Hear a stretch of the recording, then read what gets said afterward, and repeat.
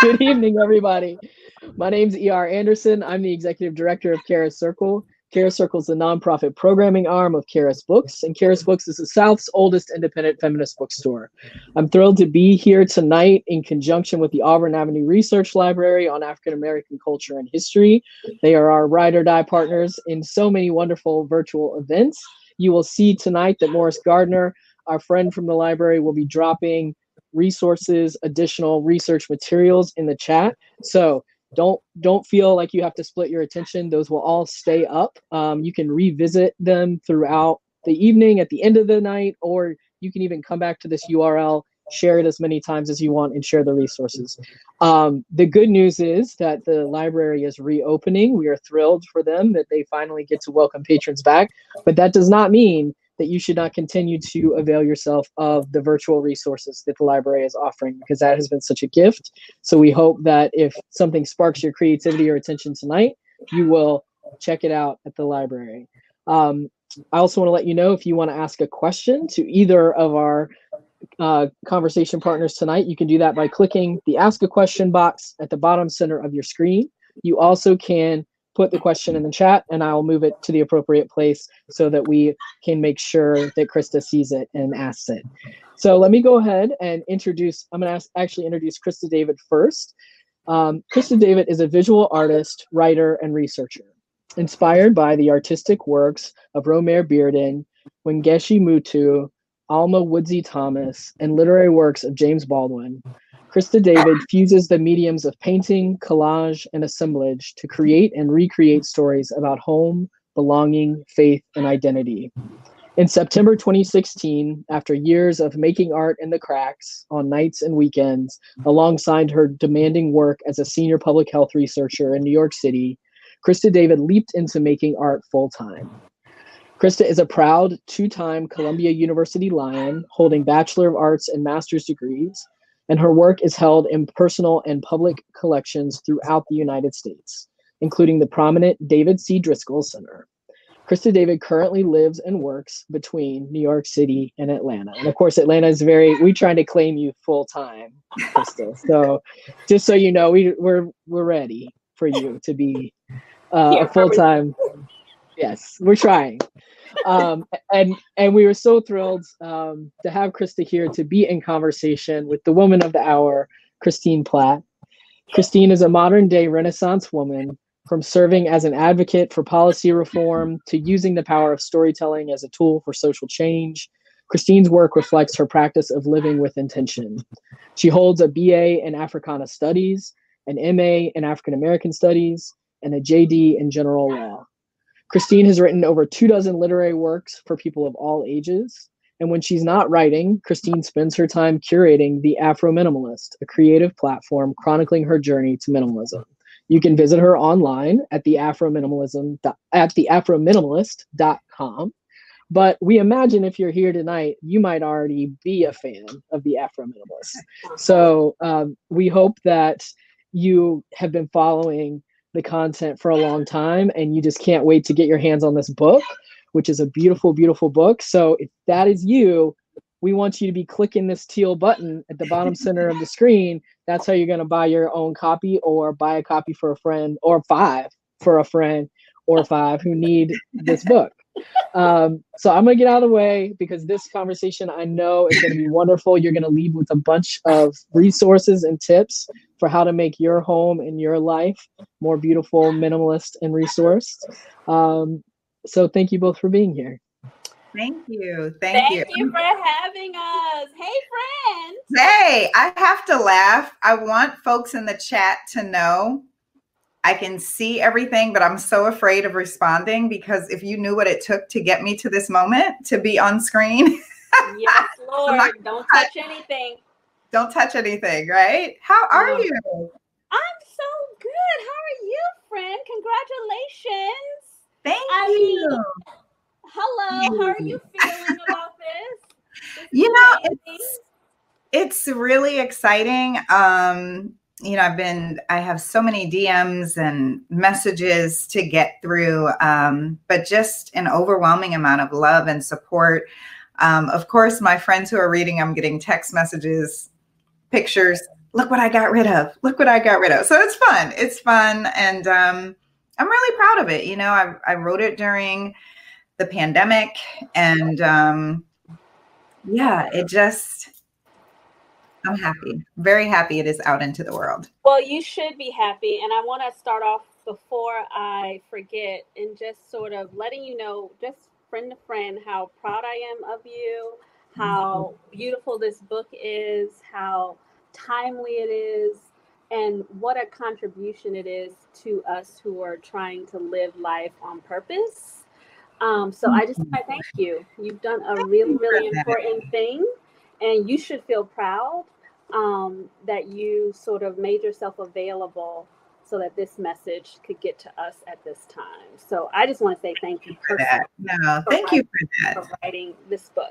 And we're about to get into it. So I have some questions.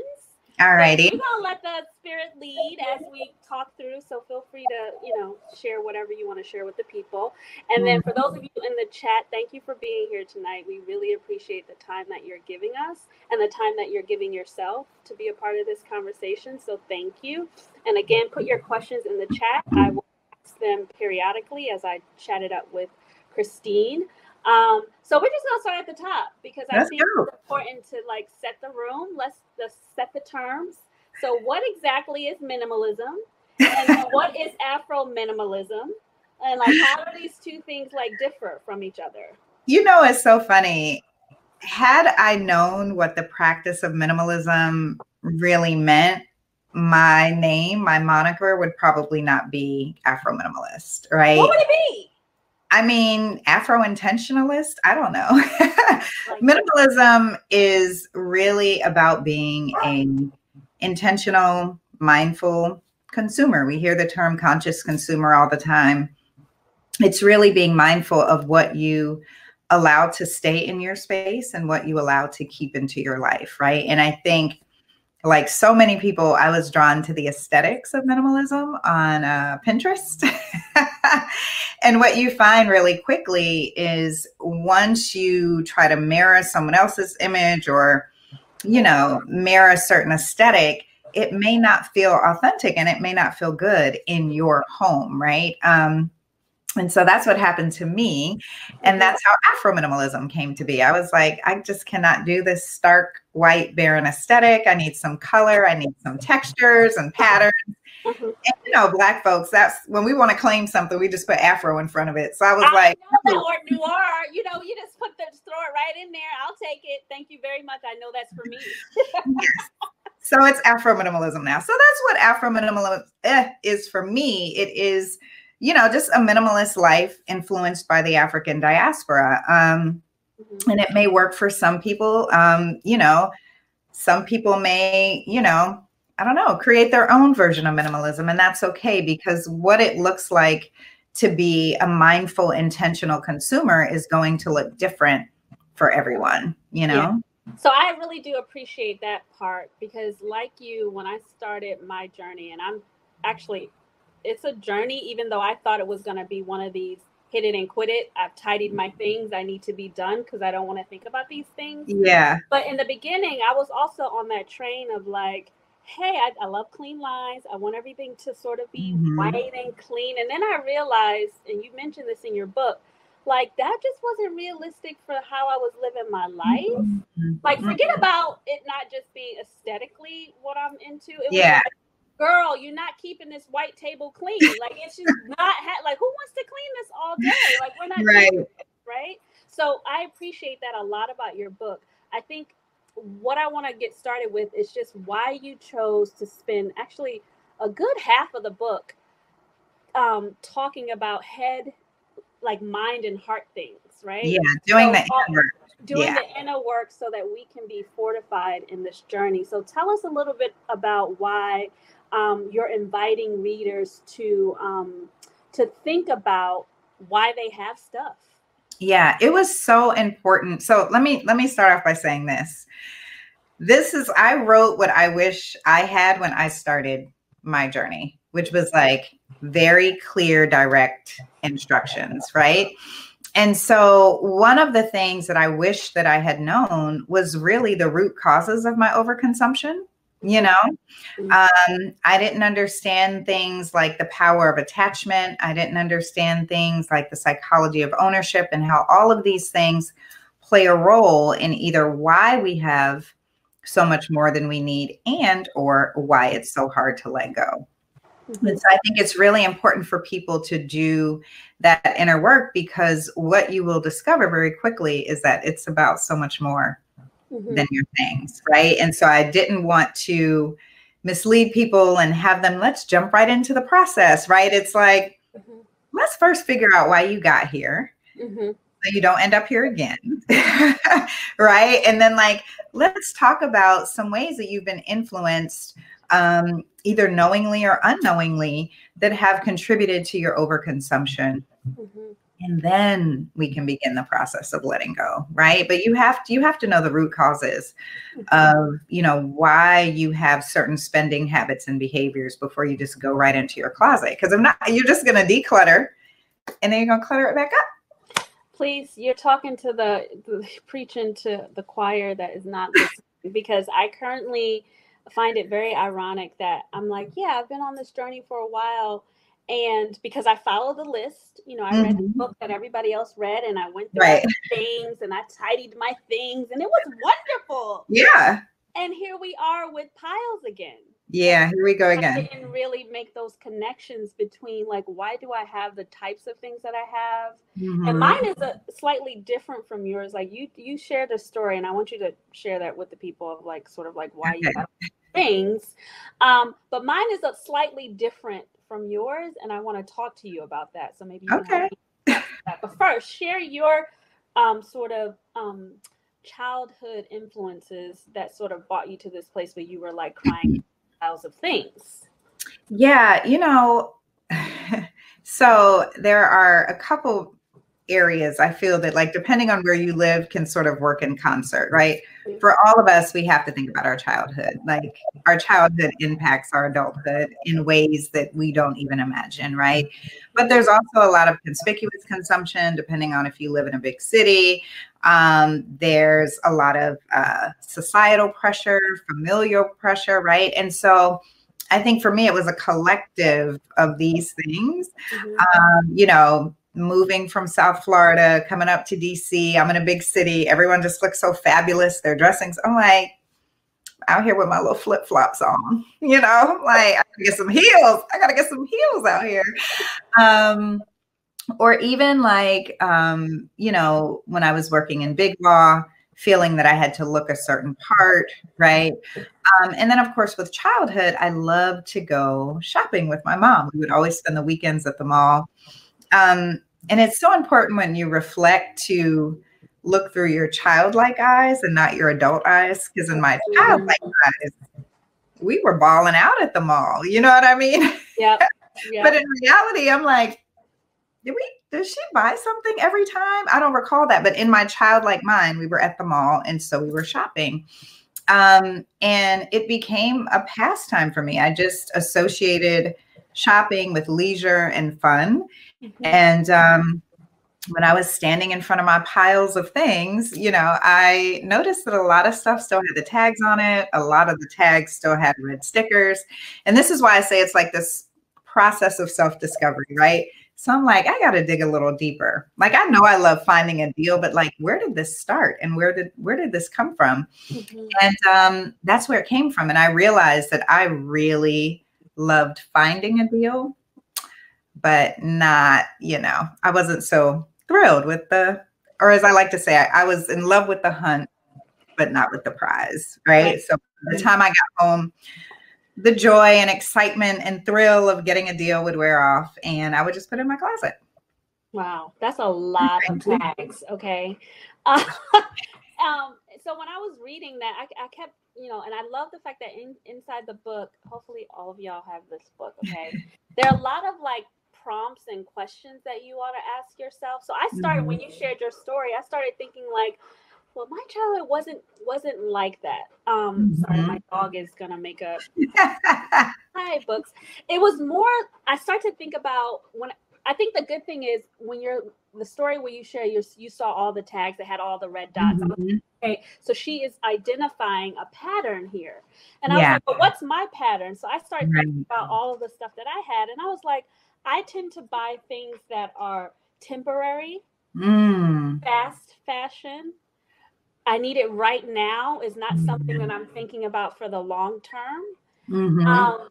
And even a lot of the possessions that I have in my life now, I'm looking at them and I'm like, what is this about you not wanting to make the investment or take the time to actually have things in your life that could be of quality? Like, what is that linked to? Because, like, I mean, we love Target. I mean, it's nice, no shade. But it's like, you're 41. Why haven't you taken the time to kind of consider what is it that you want to invest in so that you can hold on to for a few years or whatever the case may be? I'm smiling because, excuse me, when I think of someone doing this process of self-discovery, that is what that is, right? That is what that looks like. That is what that feels like, you know, and so many of us, you know, come from a place of scarcity and find ourselves moving into abundance, you know, and we still have this scarcity mindset, you know.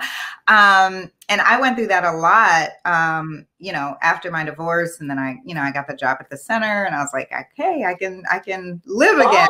You're like, and I'm like, we're not doing it again. But I remember it just being very, very difficult for me to, you know, transition from what I had to have in times of scarcity to being like, girl, you can get a good bed now, you know?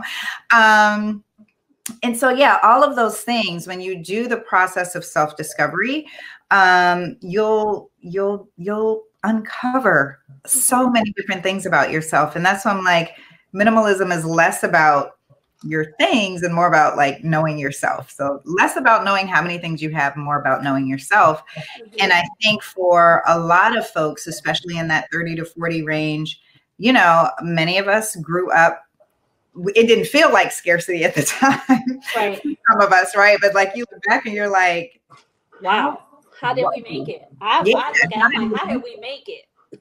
Yeah. And so I think, you know, those are things that cause you to, you know, buy something cheaper, right? Instead of making an investment, right? So it's like, why would I buy a $25 t-shirt when I can get a $5 t-shirt? Right. Well, the $5 t-shirt is going to last you and you're not going to have to keep buying $5 t-shirts, you know? Exactly. And then also, like you mentioned in the book, just taking the time to understand the impact or the consequences of our purchases, right? So fast fashion, I mean, we love it, we hate it. It's something that we like capitalism, like a lot of things, we have to slowly disentangle ourselves from. Yeah. And it takes some educating. Like I'm learning now more about slow fashion, but I still have a lot to unpack because some of this stuff does trigger me. Like, $200. Like, are we doing that today? And like, I have to start to think about, like, Christa, again, going back to like how I was raised and the responsibilities that I had. It's like, girl, you can afford that. Like, you got a little bit of money. You can buy that. You know. You know what it makes me think of? It makes me think of my Le Creuset kitchen set. Oh, child, yes. And also my Vitamix blender, right? And no influencer here. This is like stuff that I actually had since before Instagram was a thing. And I always look at those and I remember thinking how many sets of 1999, you know, whole kitchen set, 1999. Ridiculous. That I purchased, whereas I just would have been better off making that one-time investment. I mean, I have not had to buy pots, pans, or a blender, or even think about it for over 10 years. See, yeah, that's the kind of life that I'm trying to have. Trying to have nice things. But then I'm also, I think the reason why I thought your book was different than the other ones that I've read is that because you spent so much time inviting us to think about that, I think when I go through this next phase of like tidying, which I'm in the throes of right now, I feel like I have a little bit more, I'm fortified in a different way. Like I'm being very aware that Christa, it's not just going to be about the folding. It's not going to be about, cleaning out the cupboards and being like, oh, I made my donations. Yay. Isn't that liberating? But don't you find that liberating, right? It's wonderful. I think it's important, but I think for me is I also want it to stick, and I want it to feel not like I'm just, I guess in my mind, because I'm so linear in my thinking sometimes, a lot of times I'm like, I just want the box to be checked and I don't want to think about this anymore. But you mentioned in your book, and that's when it was like all clear to me. I think it was on page, let me see. Oh, page 90. Can I read this quotation to you? Sure. You write, these truths are but one aspect of self-discovery on your journey to living with less, which I want you to know is unlike any you have undertaken, because although there is a starting point, understanding the principles of minimalism, there is no destination. And I was like, well, I wish somebody would have told me that at the beginning. I mean, I'm telling you, that's how I felt. I was like, I wanted to be done with these tidyings and checking off the boxes because I don't want to think about, because to me, minimalism meant freedom to think about other things, right? Get your stuff in order so you can think about other things. You will get that. But it's a mindset. It is not a destination. And that's what I did not know, right?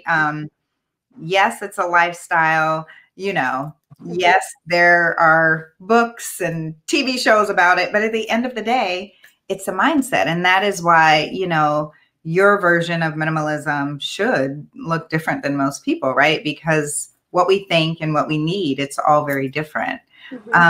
And so you will get to a place where you have decluttered enough, right? I still let go of stuff. Is it as intense as it was those first few rounds? No. So you'll never be at that place again, but you'll always be letting go, right? I mean, it goes back to my, my favorite quote, which is, I am not grown, I am growing. I am growing. Okay. I thought you were going to say something else. I was like, wait. No. And may I always be growing and never fully grown, right? So as long as you keep growing and evolving, what you need, use, and love, those things are going to change, right? And so it just takes a lot of pressure off to know that you're not trying to reach a certain destination. You're not trying to have a certain number of things in your closet or a certain decor, right? It is a mindset and a lifestyle of committing to be a more intentional and mindful consumer. Yeah, I appreciate you saying that, because it did take a lot of pressure off of me. Around, it's sort of like, girl, this is your life and you get to show up every day. So don't take the pressure off. I also like that in the book that you caution people to make sure that they have the sort of mental and emotional space to start. Because a lot of times we may start things because it's trendy or somebody's doing it. Let's go, I can do it. Knock it out in a weekend. But you're like, girl, you got too many things going on and we're in the middle of a pandemic. I mean, listen, I remember thinking that I was about to declutter in a weekend. And I remember the pressure on Sunday night when I had not, it looked like I hadn't even made a dent in anything. And, I'm like, this is so unrealistic. So I'm trying to prevent people from being set up the way that I was set up, right? Like thinking it could be done in a weekend, thinking it's just about organizing, right? Another thing that's never talked about are emotions, the emotions that come up. So I wasn't prepared for that. It just looks so easy on TV. I know. I mean, when the white man did it, they just looked like they were having, actually, no, let me take that back. I think one of the things I love about the way that you show up in the minimalist community is you show up with a lot of joy. This does not look like we are like sacrificing ourselves to like, we only gonna have 13 things. Like, it's not crazy where it's like, we have to like do something so extreme and we don't get any joy out of it. I think the example that you're setting is that there is joy in this work. Or that there can be joy in this work. Yeah. And I mean, I think you said it right the first time. There is joy in this work, right? And, that joy comes with you, you know, discovering so many parts of yourself that you may have forgotten, discovering things that make you happy instead of making other people happy, family members, friends, society, or whatever. Right. And so like, there are like layers of joy, I guess I can call it, that you just uncover with each new discovery about yourself. Right. And I also like to say, you know, minimalism is like this gateway to living with intention, because there's no way that you can just be intentional with your wardrobe and your decor and like not have intentionality trickle into every area of your life. So a lot of the joy that you all see online is like, I live my life with intention. Like I'm just very, very, very intentional. And that has allowed me to do everything that I love, you know, from mothering my teen to writing this book and kids' books. And, you know, I'm working on an adult fiction. I just, you know, I have learned the power of being intentional. Right. And I would have never learned that if it wasn't for minimalism. Yeah. So I'm glad you brought that up, because I was thinking as I was reading the book, I was like, minimalism or this practice is a gift for a lot of reasons. But I think the biggest gift to me is that it's given me clarity about the life that I say I want and what it's actually looking like, and the disconnect, right? So I'm saying I want these things. I'm saying I want to live a life where my core, you know, desired value is freedom. And then I'm looking around at the things that I have, the things that I allow and invite into my space, and there's disconnect there. Yeah. And I would have never known that had I not started this process of assessing, starting just with the things.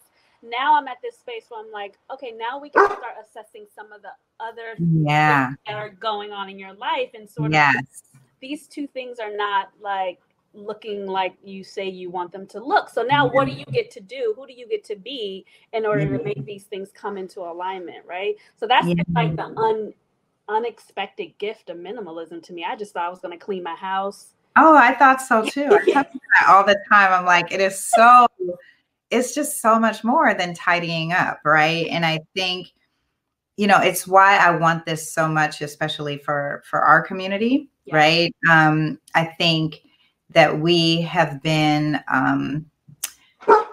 consumed by a culture of consumerism, you know, for so long. And for so many of us, we're the first or second generation to really have a chance and opportunity to do something differently with our resources. We actually have resources, and we have property, and we have jobs where we earn a decent wage, right? But yet so many of us are following in the footsteps of, you know, our parents, following in the footsteps of what society has told us, you know, success should look like, right? Like you have to have your house by this age. You have to, you know, you have to be married by this age, and you have to do this and you have to do that. Right. And it's just like, we have to just pause, right? Yeah. And really think about the ways that we are allowing ourselves to be managed by society, or as, you know, as I said in the TED Talk, you know, consumed by other people's fantasies of us and eaten alive, right? Like that is when Audre Lorde says this is like us, right? Like, you know, people think like, oh, it's about my dream. No, it's about your life, right? Being consumed by other people's fantasies of you, crushed by other people's fantasies of you, and literally it will eat you alive, right? And so I really want us to do some deep digging, you know, some soul searching. As you know, I put a historical timeline in there because I also wanted people to understand how we inherit certain habits and behaviors, right? You know, I use the example of my mom, who was born shortly after the Great Depression ended. So even if she did not experience food scarcity directly, her parents, you know, most certainly did. My grandparents most certainly did. Our family and community most certainly did. And those tendencies were passed down to her. Those habits and behaviors were passed down to her. And so I grew up feeling like I had committed, you know, a crime against humanity when I didn't clean my plate. And we did not have food scarcity, right? But the idea of wasting food was still passed down. Right. You see what I'm saying? And so you have to look at almost like 2 or 3 generations, right? Which is also why this is such an important consideration for our community. Right. Right. But like you have to look at, what did my great grandparents experience and learn? And what habits and behaviors did they pass on to my grandparents? What habits and behaviors did my grandparents pass on to my parents? And what am I passing on? Right. What am I doing? Right. Because that's the other thing. When we do this process of self-discovery, we realize that our actions impact more than just ourselves. Right. And this is even if you're single, you know, the fast fashion that you're purchasing may end up in a landfill. Right.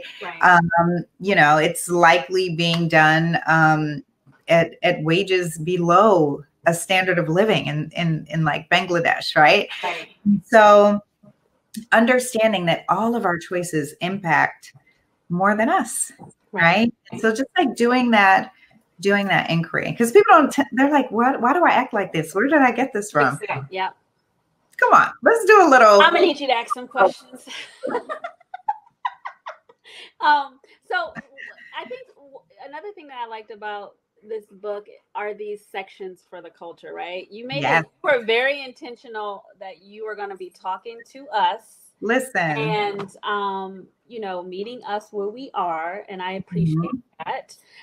There was one part in one of the for the cultures where you were talking about forgiveness. And that one really stuck me because I was like, now that I'm curious about how I'm wired and sort of where those habits came from, I haven't had those conversations with my mother. Yeah. But I feel like I'm encouraged to do that after having read your book or my sister. I see some patterns and I see some sort of links or whatever. And you don't have to be fearful about it. I mean, I think that these are, and even when I talk about forgiveness, right, in the book, like these are conversations that you should be having with your siblings. These are conversations that you should be having with your friends.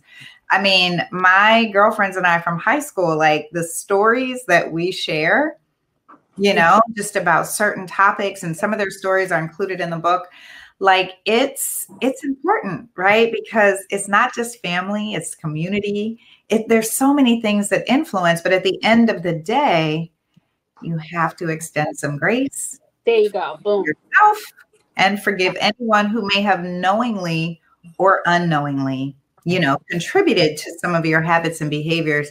And I think that's so important, especially for our community. Right. You know? I think the grace part was the key for me because I feel like I've touched on this with family members before, but I think I can be unintentionally judgmental and annoyed, like, oh my God, I can't believe you're buying more designer things. Have you paid your student loan debt? You know, I'm like ridiculous, right? Me over here, I'm all like, I don't own anything designer at all, and I actually can afford it. Like, I have to pay these student loan bills. Like, don't you feel responsible for your? And it's like I gotta come from a place of like, you gotta like bring that back 10,000. That's yeah. Like you don't need to be on them about what they're doing. You just need to figure you out, right? Yes. So this question of like, how do you be in relationship with your family members as you're on this journey? That's exactly what I was going to lead into, right? I'm like, because I get these questions all the time. People are like, but you know, my partner is so messy. It's never you. It's always your partner, right? My partner is so messy. And how can I get my partner to do it? And I'm like, well, let's start with you first. Mind your business. Yeah. Worry about yourself. And then, you know, you can have some conversations with your partners and friends and people in your life, right? And again, this is part of living with intention. I am a reformed people pleaser. And minimalism also played a role in that, right? Because if you want to live with intention, you have to say no a lot. Right? No to yourself when you're alone, and no to people who you know love and care about you, right? It was so funny at my book launch party. Literally every gift I received was a gift that disappeared. Good, because you made that clear. That's your boundary. You know what I mean? And like, I love that. Yeah, so it's like you will learn to say no. And maybe when you have to say no, that's when it's time to have a conversation with your partner, right? Your partner's like, hey, I got you, da, da, da, da. Like, you see, I'm really trying to live with less. I'd really like you to honor and respect that. And here are the reasons why minimalism is so important to me. Here's what I've learned, right? Like, it's you, not you see me over here with all this stuff and you know. Stuff and you know what I'm saying? So it's like, it is this focus on being intentional and truly, worrying about yourself and taking care of yourself. And so often our partners, our children, they learn by example, right? And I think people will be surprised that family and loved ones, they want to be more helpful than hurtful, right? You can't blame them for not saying no. You never say no, they're going to keep bringing X, Y, and Z, right? And so, yeah, that's how I deal with the other people. It's this, it's why I got the gifts that I did, right? Because I've said no to enough gifts that people know I'm just going to give her a big hug. And be like, I love you, girl. And tell her that I love her. I'm going to give her these cookies over here. I got some candles in the mail yesterday, right? Like, but I had to stop pleasing other people. And what you learn about in the beginning of the book is that when you accept things into your life that you don't need, that you don't use, that you don't love, first of all, right when it's being handed to you that you hate it and you don't want it. But you say yes, right? And the minute you take that thing into your home, you feel responsible for it. Yep. You feel responsible to make space for it. You feel responsible to not let it go. This is a gift that someone gave you. Oh my God, I hate it so much. Where can I hide it? Where can I, you know what I'm saying? So it's like, you got to say no before you get. And this is hard for me because gifts are my love language. I can't explain it. I don't even understand it. I feel terrible telling people it. But I really like the act of opening gifts. I don't care what it is. It can be a pencil from the dollar store or something else. I don't care. It's just something I like anyway. But I hear you on the saying no part, and yeah, how that goes. Also, I mean, if receiving of gifts is your love language, also being very clear about the gifts that you would like to receive. That is true. That is so true. And like asking people to be, like just go that extra step. I really don't want wrapping paper. You know what I mean? I'm an artist, right? You're an artist. You can wrap it in twine. You can do this, but I'm really trying to, right? And it's just having these conversations and being very forthcoming about it, right? What it is that you want, right? Right. So I want to get into now the framework, the need, use, and love. And yes. I want to know why those three, and like, why do I need to have all of those three? Why can't it be 2 out of 3? And that's the problem. Most people can do 1 to 2 out of the 3. And so you end up, I mean, think about it. Let's say I have my books back there, right? And you say, Christine, which books do you need? I'm going to pull out the historical text. Christine, which books do you use the most, right? I'm going to pull out, I don't know, my Octavia Butler books and just be like, oh, I just love reading these. What books do you love? Actually, I love them all. What am I going to let go of? You know what I mean? But if you ask me, which books do you need, use, and love, then I have to do a little deeper consideration, right? And I think, that's especially important, and there are certain areas where we just consume more than others. And our clothing, our wardrobes, that's one area. And I think going through and using that philosophy really helps you understand what do I really need in my closet? Right. Right. Because if I go through there, what do I need? I need this over here. I can justify loving this over here. I may only use the 3 things, right? And then I apply that philosophy and I'm like, actually, I only need, use, and love 2 of these things. So why do I have all of this other stuff, right? And for me, that process of self-discovery led me to understand how much I hate pairing tops and bottoms. Enter the jumpsuits. Enter the jumpsuits, enter the dresses. You know, but that was something that I had to learn about myself when it was like, need, use, love. I may have loved the way a shirt looked. I may have loved, you know, a way a pair of pants looked, but did I need them and use them? No. When I read that the first time, I put in the margins. I put in the margins. What about my treasures? Because I was like, I'm not about to throw away my daughter who is 26. She made these little ceramic tiles when she was in 4th grade. I was like, I don't need them. I don't use them, but I love them. But you do. Yeah, exactly. That's when I was like, okay, I don't know. I disagree with her. I kept reading. And then that's when you talked about sort of these grounding things. Right? Yeah, right. Like, I think when we think of need, use, and love, like it's automatically like tangible, right? But there are also things that ground us, that are very sacred to us. Again, this is why cultural considerations have to be had, right?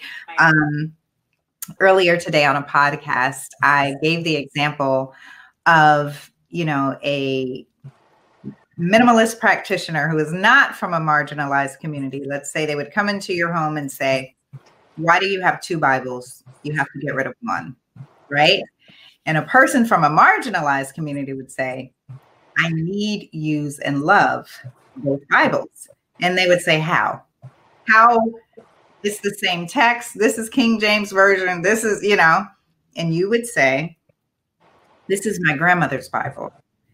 And when I'm going through a particularly tough time, I like to open my grandma's Bible, read the passages that she highlighted, touch the pages and feel closer to her. And, you know, that is something that really helps me function in this world and, you know, brings me a sense of joy. And then this other Bible, that's the Bible I take to church. That's my Bible. Right. And so like getting, you know, really getting to the heart of some of these things and understanding that there are cultural considerations, there are familial considerations that play a part in your things, right? That you may not be able to, you're not tangibly always, you know, need, using, and loving them, but you need, use, and love them enough. And when you shared that, I kept saying to myself, again, this is the minimalism. It helps you to sort of put a magnifying glass on the things that matter most. I was like, you should be like displaying these things in a beautiful way. Like they should have high place in your house and not absolutely just, oh, I'm keeping them because they're my treasures from my daughter. It's like display them, like celebrate them. And I was like, right, okay, I need to do better in that regard because you know, it's just it's the energy around the thing, right? You're putting a certain kind of energy into it. So because the thing is, oh, you're welcome. And the thing is, like, you have to imagine if you have something that you claim that you need, use, and love, but it's hidden away, tucked away somewhere. Like, let's say if I came to your house and I said, Christa, show me these tiles. And you had to go in the basement and find which box it was in. And I thought I put them over here 2 years ago, like all of that kind of stuff, right? Like there's an attachment there that you need to address, right? Like my cotton blossoms are important to me. If you ask me, I know where my cotton blossoms are at any time, right?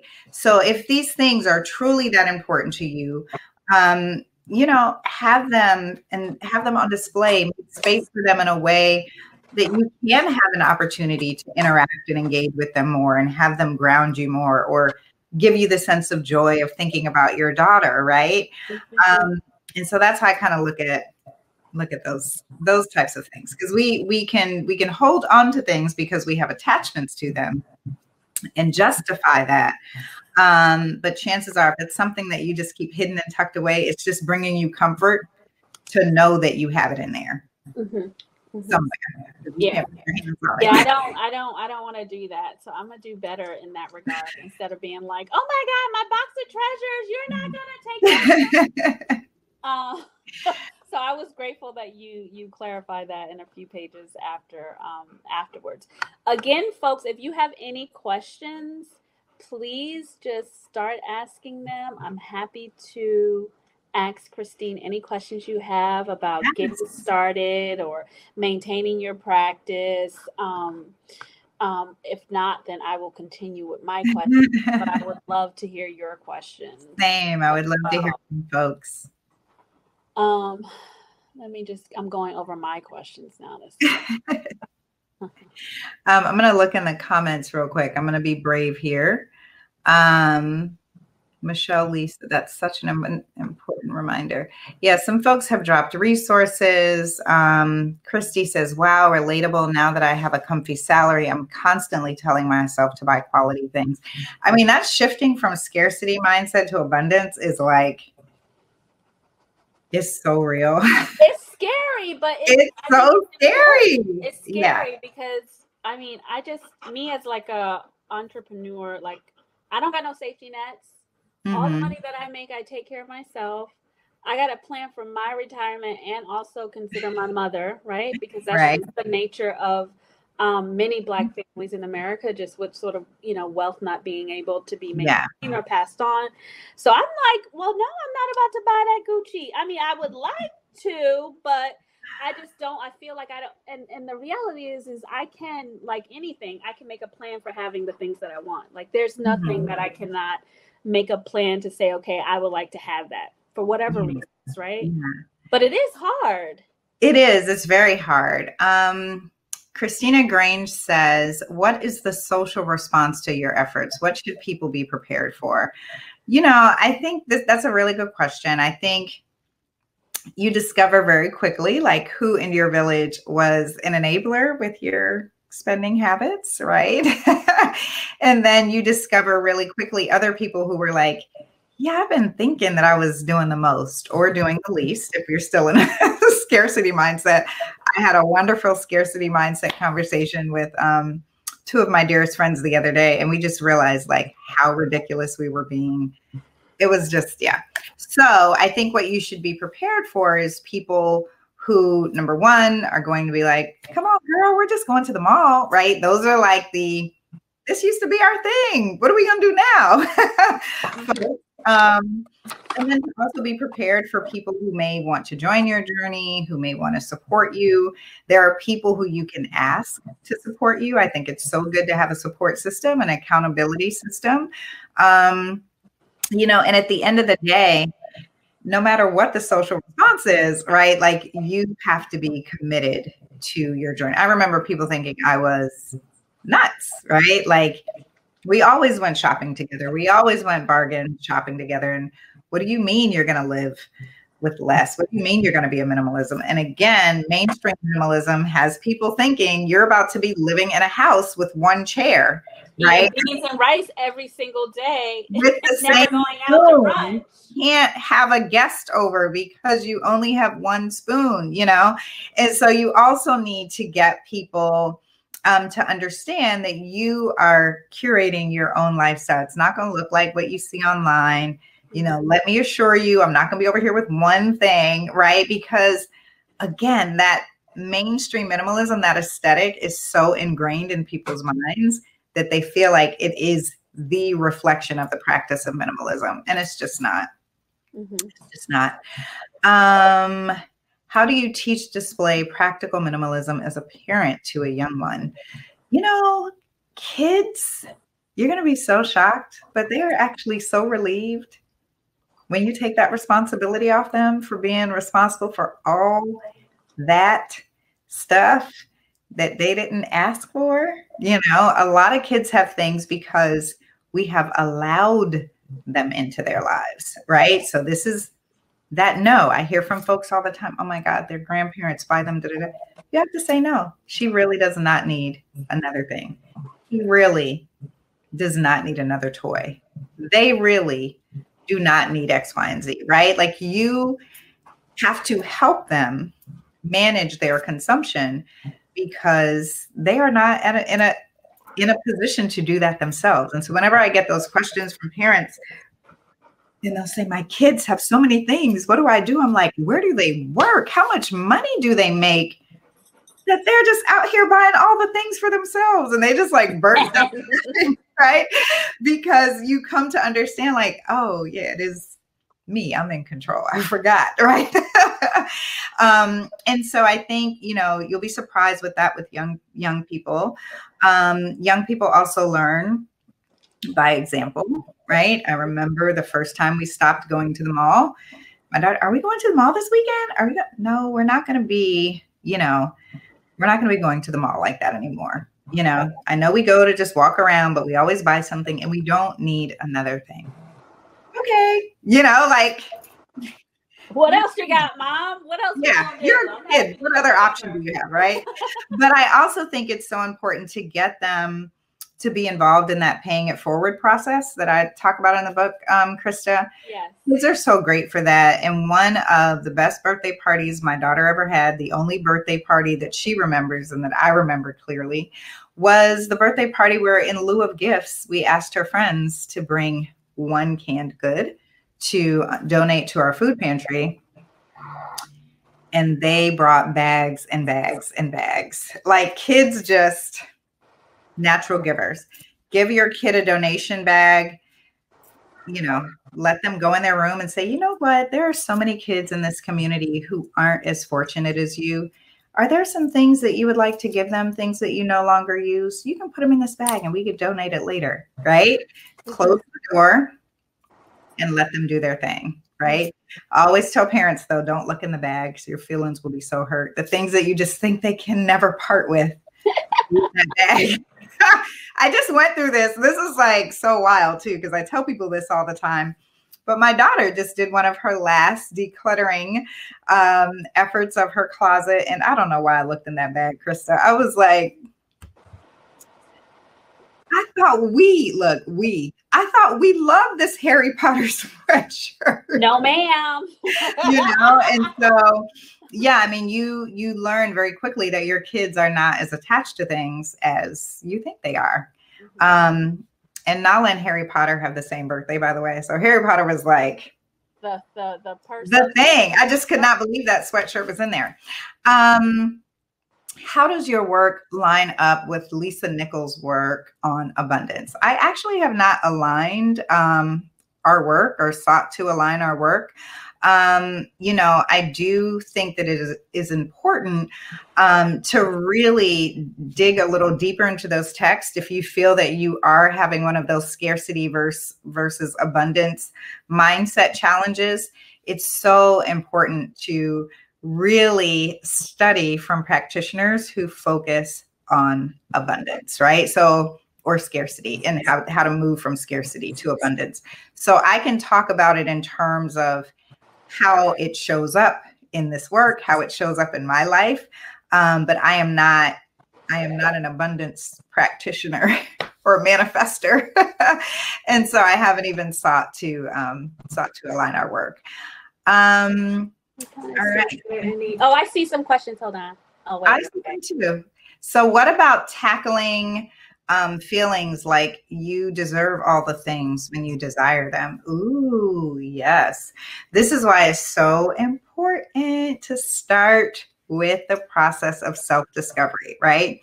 Because that feeling of I deserve all the things is rooted in somewhere. No one is born thinking I deserve all the things. Mm-hmm. I desire all the things and I deserve them, and so I'm going to get them, right?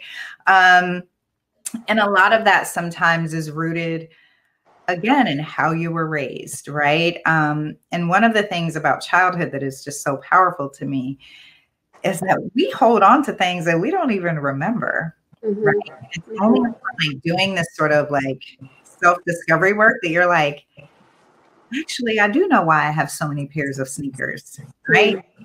I remember when I was in 5th grade, right, and Jordans came out and my parents couldn't afford them, and they got me these wax sneakers, and everybody got laughed at. Yeah.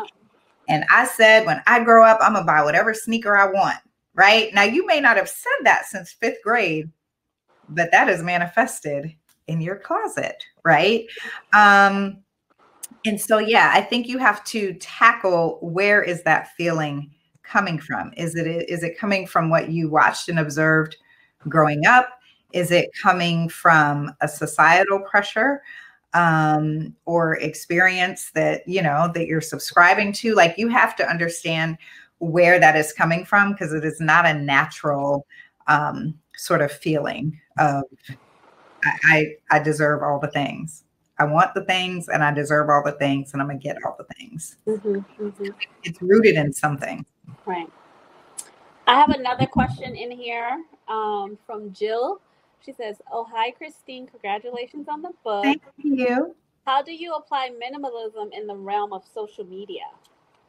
Ooh, well, I think you can take a quick look at my social accounts and see how that is reflected. Yeah, my publisher is like, you can link your Instagram to your Twitter, and then you don't even have to try and post on both of them. Yeah, like I have a very wonderful community on Instagram, and so that is where I focus, my social media efforts.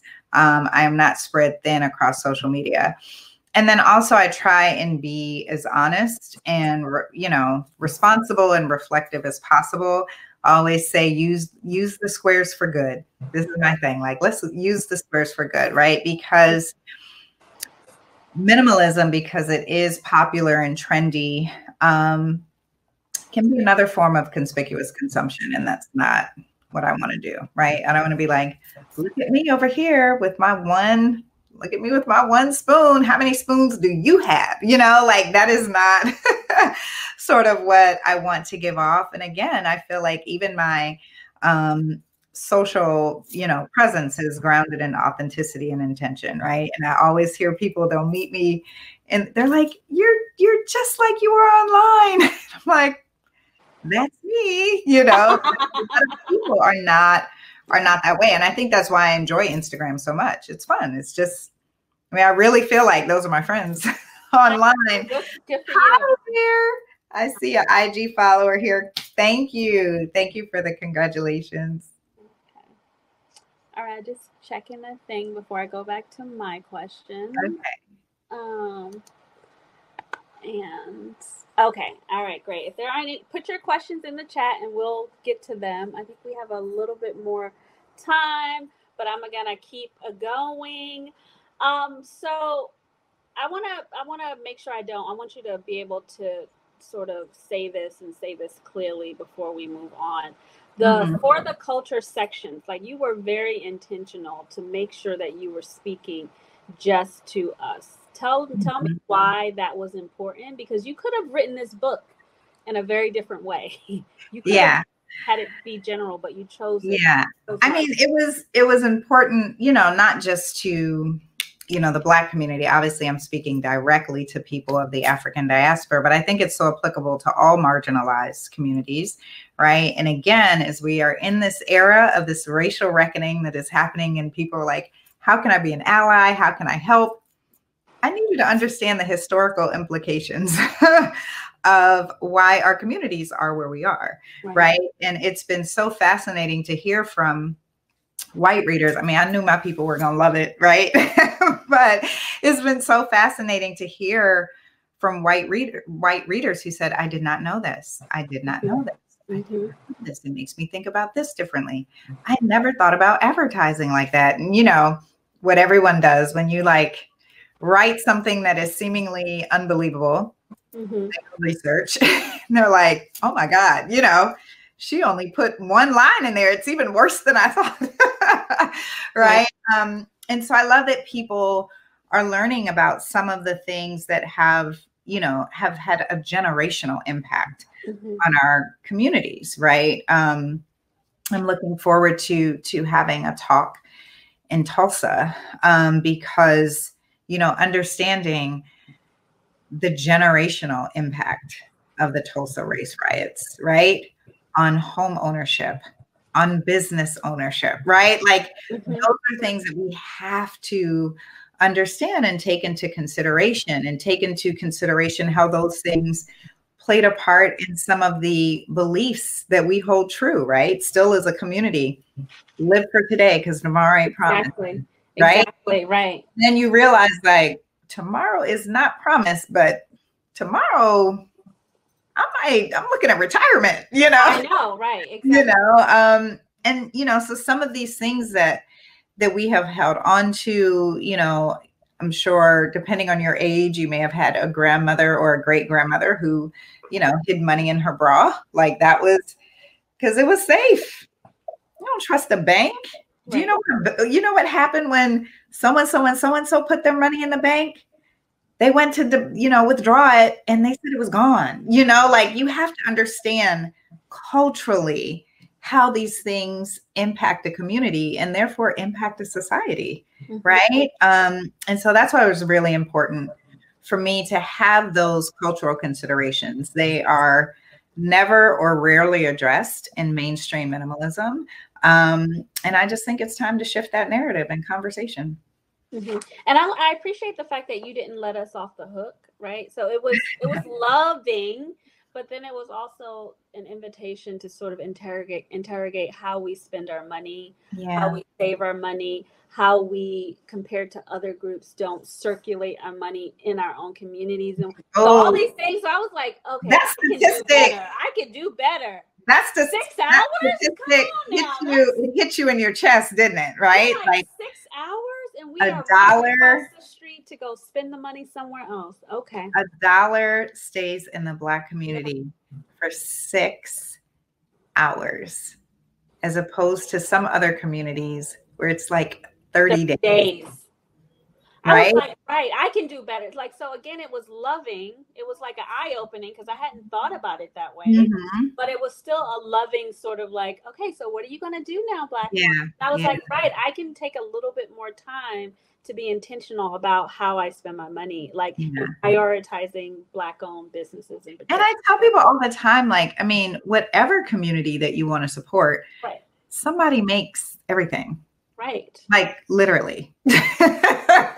Right. It's just that we get so caught up in the ease and convenience of certain things. Right. So when we talk about mindless consumption, it's so easy. Oh, it's so easy. I mean, the ads will pop up and you be at night and you're like, yes, I need 5 new bathing suits. I don't even know anything about this company. I have no idea where it is. I have no idea how they pay their workers. You know, the pandemic, I know. And the pandemic, again, because we were all in this emotional state, we were also emotionally vulnerable. I mean, we were targeted nonstop. I have never purchased makeup off Instagram. And this one ad kept popping up. You know, they have the most fabulous people. We can match your skin tone. And everyone was talking about how fabulous it was. And I remember I probably bought it. And I did it through my phone, right? Because the convenience, I was scrolling and I saw that ad. And then, you know, by the time I was in there and halfway through the matching thing, I was like, you know what, girl, just get it. You know, you're about to be on Zoom, because this is what we do. This is why I talk about partial ownership. Like, don't touch the thing. Don't look at the thing. Don't put it in your cart. Because that partial ownership that you have very, very quickly escalates to wanting to have full ownership. Right. So I get this makeup. And it does match pretty well. I don't wear foundation. Like I do not. You're like, I don't even know where mine is. I'm so sorry. So I remember after that happened, because again, this is a community where we're honest. We have fun conversations. We confess our, spending habit sins. And I remember posting that makeup and saying, y'all, they got me, and everyone was like, me too, me too. Right. Because we were all in this space of just being very, very emotionally vulnerable, having more time on our hands, mindlessly scrolling, looking for ways to escape. Right. And so I tell people all the time, like, you have to be mindless consumption gets us so much. Right. It does. Like, it does. Yeah. Someone says, I blame you for my IG tea sugar purchase. But see, the tea was good. You said it was good. The tea sugar was good. And it's And gone. it goes away. You're It's done gone. with it. No clutter. We love the things that disappear, right? And I mean, in that sense, I will say this, like, I do enjoy pampering myself with nice things, right? I want my tea sugar, I want my nice incense and my candles. My linen sheets. My linen can't go back. Right? But like, these are all things that, again, I need, use, and love, ground me, bring me joy, make me happy, right? But it's, when those moments happen, and that's why I really want people to know why they have more than they need and why it's so hard to let go, because you are constantly going to be triggered. Mm-hmm. You're constantly going to be tempted, right? So to think that you're going to declutter your closet and like, I'm never going to be tempted again, I am now a minimalist, it's just not true, mm-hmm. right? And which is why I like to share those aspects of my life on social media, because people are like, you're the Afro minimalist, you probably never. Yes, I do. I'm human, but I do think, do I do it in at the frequency that I did years ago? Absolutely not, right? They're just lucky I couldn't return that makeup, because, honey, I will return some. They see me coming, they're like, oh gosh, she is not. Here she is. She had a moment of weakness and she's back to return receipt. Because we're all tempted. And I also try and keep myself out of temptation's way. Right. So that was probably say more about that. Yeah. So that was one of the biggest lessons that I learned. Understanding that I'm a bargain shopper, that I love finding, a sale and feeling like I'm getting a deal. And sometimes remember, it's not a deal if you don't need it. Sometimes that mantra just isn't strong enough when I'm standing at that Anthropologie rack, and I've really just, found ways, especially like when I know I'm in a state of heightened emotional vulnerability, like I'm not going into Anthropologie, because I'm not at my strongest self, right? And so one of the things about knowing what your triggers are and knowing those things that are more tempting to you is that you know how to avoid them, right? Mm-hmm. And so yeah, that's how I kind of handle that. Well, that's good. I'm still trying to figure. I feel like my issue is, I'm sure I do a lot of mindless buying, right? Mm-hmm. But it's not, I'm also the person who's like, no, I don't want stuff cluttering up my space. Mm-hmm. So I have this reverse thing going on. And I won't take time to buy the nicer things. I'll just wait until I'm in a bind and I need something. So I go to this one store and buy all the things.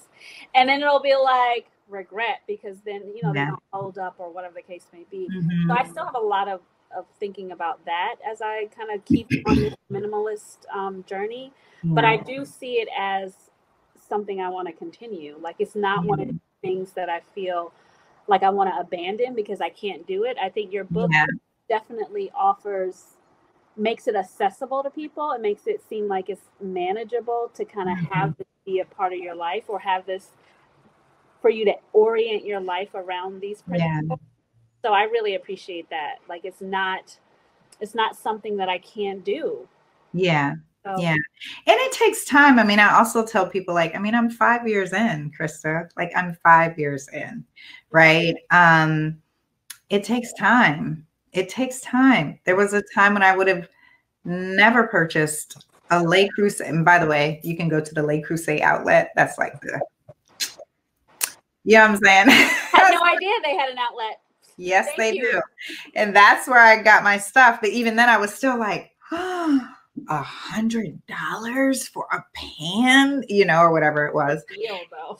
I know, right? Yeah. All the discontinued colors and extra colors show up there.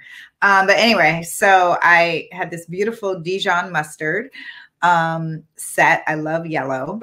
Me too. And I just remember the first few times I cooked in that pan being oh, I'm never going to need another pan again in my life.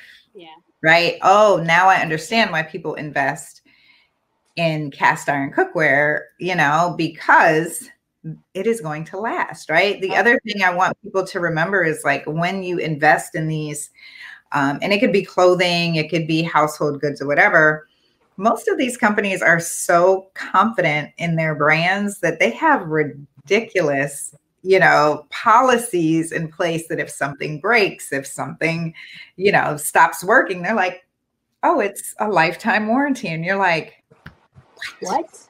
Exactly. You're like, this is great. I'm like, what? And I remember when I was considering getting a Vitamix, and I was at my daughter's paternal grandparents' house. And I said, I think I'm going to get a Vitamix. Now they had this big old white blender in there, but I never really looked at it closely.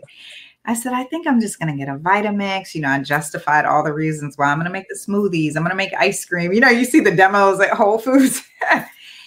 And I will never forget Nala's grandparents saying, do you know we have the original Vitamix? They had purchased it like over 20 years ago at a trade show in Ohio. And that thing still works. Quality.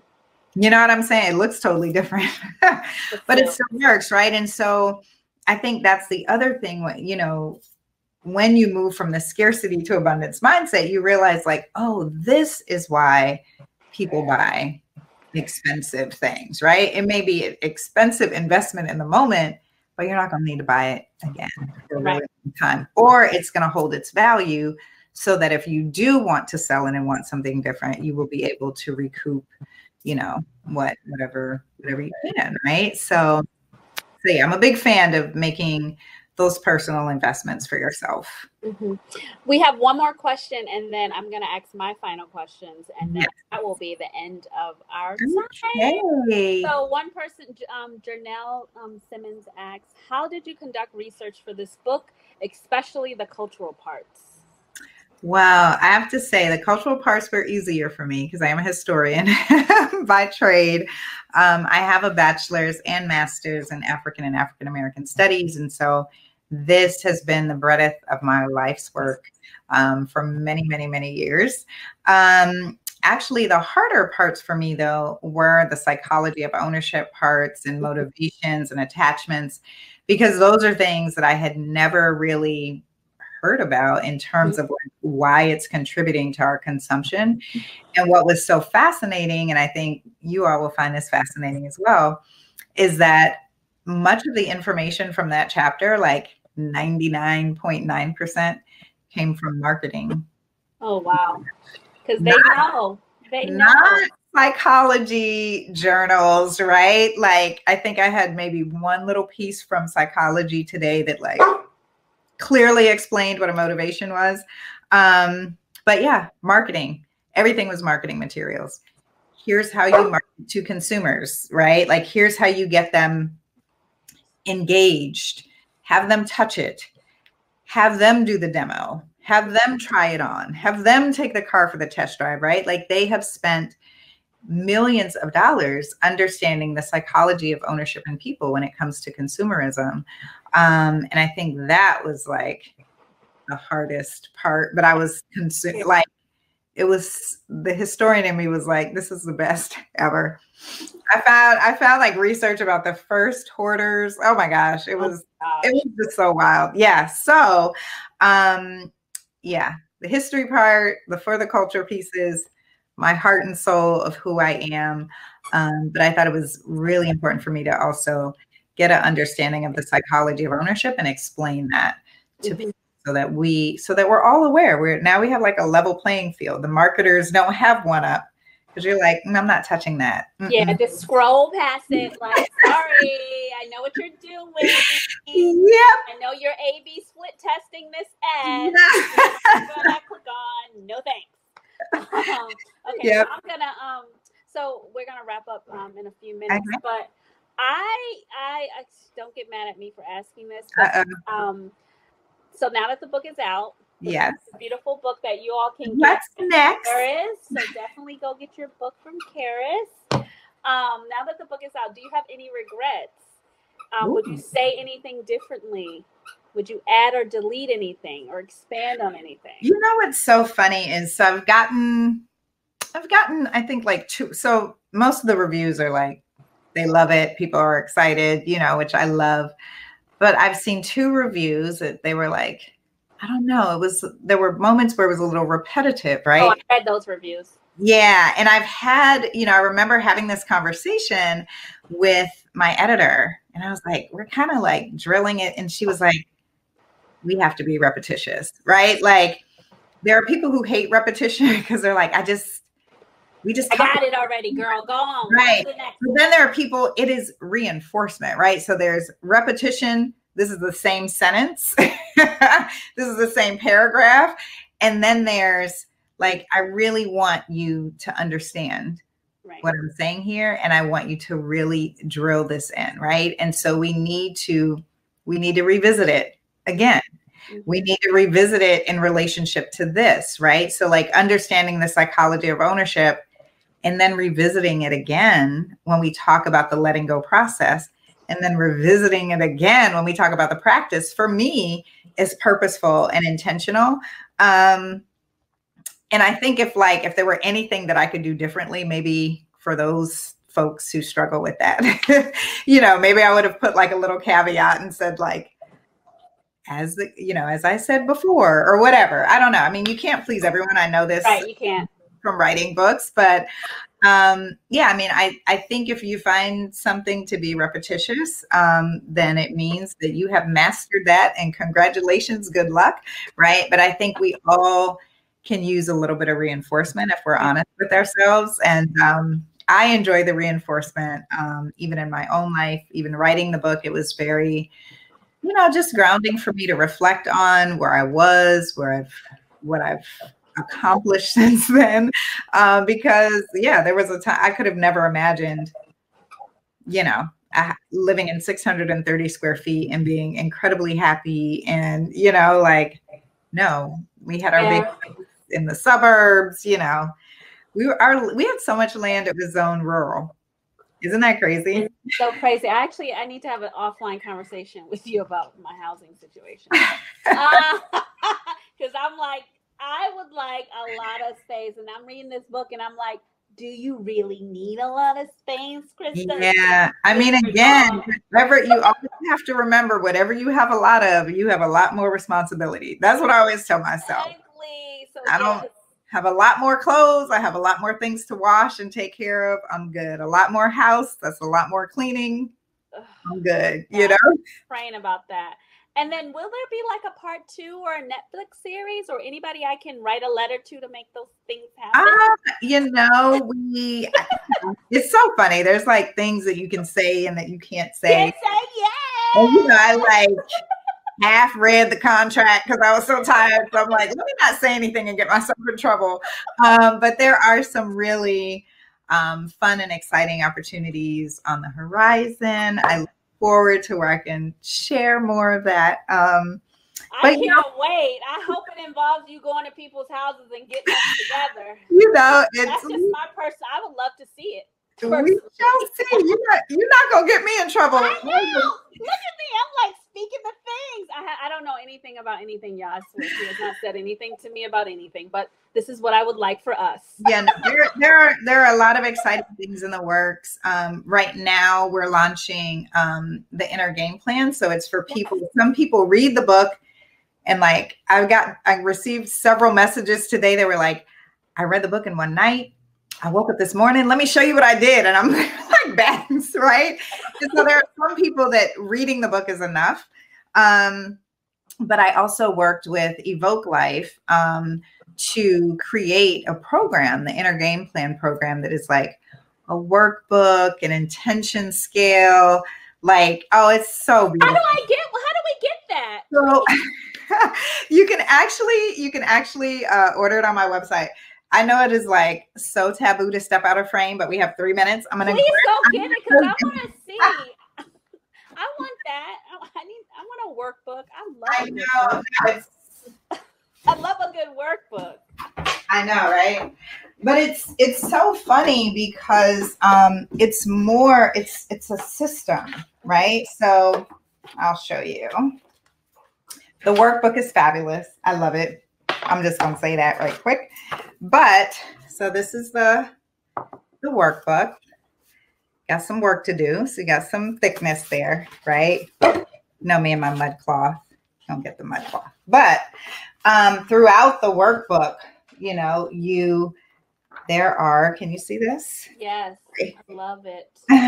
There are sort of like call outs in space to do the work that we're requiring, you know, and asking you to do, right? There's more ways for you to understand your motivations and attachments, right? Like we have you pick 3 items. Why were you motivated to buy it? What is your attachment to it? Why are you afraid to let it go? Right? So, you know, this is not something that I could do by myself. So I had to work with a professional company that they do these sort of intention trainings, mainly for executive leaders. I've been through Evoke's program before. It was wonderful. And I asked if they would work with me to tailor one for, you know, the book. And that's what happened. They also include, oops, the lighting there, but there's an intention scale. I know it's kind of hard to see on this camera, but it talks about like what your levels, right? Sabotaging, resenting, suppressing, resisting, denying, right? Moving your way up until you're at embodying, right? Oh, so wow. It's just assessing where you are on the intention scale, right? Are you suffering? Are you struggling? Are you sacrificing? Are you settling? So most people. I'm right there. I'm right there. Girl, listen, that is 0-1. Sorry, you can't see it there. That is 0-1 because most people are there. And when you move from settling, on an intention scale, you go to striving, seeking, surrendering, and sovereignty. Right? I know, it's so beautiful. Like I love it all. So we can go to your website? Yes, you can go to my website. You can go to Evoke's website. We have our little cotton blossom here and everything is purposeful. So this is like your welcome to your toolkit card. You get, and lastly, because you're creating your inner game plan, you get a little vision board. And you can talk about, you have your intention scale there. Sorry. You have there where you can do, I know you love this part. I love that. Transfer, you know, your bold results onto this board. You transfer who your squad is, who's going to give you the emotional and mental support that you need, who's going to help with physical labor, right? Like it's a system, right? So we're really looking forward to, folks who really want to engage more in that and like really say like, I need another level of help in terms of letting go. We also will be doing a retreat centered around your inner game plan as soon as it is safe to do. Can I get on the mailing list for that? I don't want to miss it. Is it okay? I don't want to miss it. You have to subscribe to my website. I feel like I am. You mean go to Afrominimalist.com? Yes. Right? Yes. I am, but I'm gonna make sure I am. Well, listen, you probably are. I'm gonna send out my first newsletter soon. I'm like, because I don't want to miss that. So no, you won't. You won't. And I think, obviously you want to continue having these really important conversations. I am so grateful, Charis. Thank you. Right. Thank you. Yeah. Just for hosting these conversations, because I feel like we learn so much from each other's stories. And so look forward to having more events like this where, I get to be in conversation with readers. Thank you. We are over time. Okay. Thank you so much. Don't forget to get your book from Charis. I got a lot of books. I'm gonna give mine away to people I love. And thank you to everyone who joined. Thank you. Yes. Thank you both so much. This was amazing. Everybody watching at home, all you got to do is click this teal button at the bottom center of your screen, and that will take you to the direct link to buy the Afro Minimalist Guide to Living with Less. We would love for you to purchase one for yourself and for maybe a whole group of people, and you could go through the program together. Club. Yes, it would be a great book club thank book. You, Monica. So, we are very grateful to the Auburn Avenue Research Library for joining us. Thank you to Morris, our friend who always holds it down with us. And the last thing I'll say is we're going to be adding captions to this and putting it up on YouTube. So folks, it'll be a little bit more accessible. So just keep an eye out for that in the next maybe day and a half, 2 days. And otherwise, the last thing I do want folks to know, some folks were already shouting it out in the chat, is that tomorrow is Charis's final reopening day, first day since the pandemic that we are physically going to be open and welcoming folks. So if you're in Atlanta, Indicator, we'd love for you to come by. We'll be open Thursday through Saturday to start with, and then we'll start adding more days. So stop by and see us, pick up your book in person, and we look forward to being in community with folks again. So thank you so much. I love you. Take care, everyone.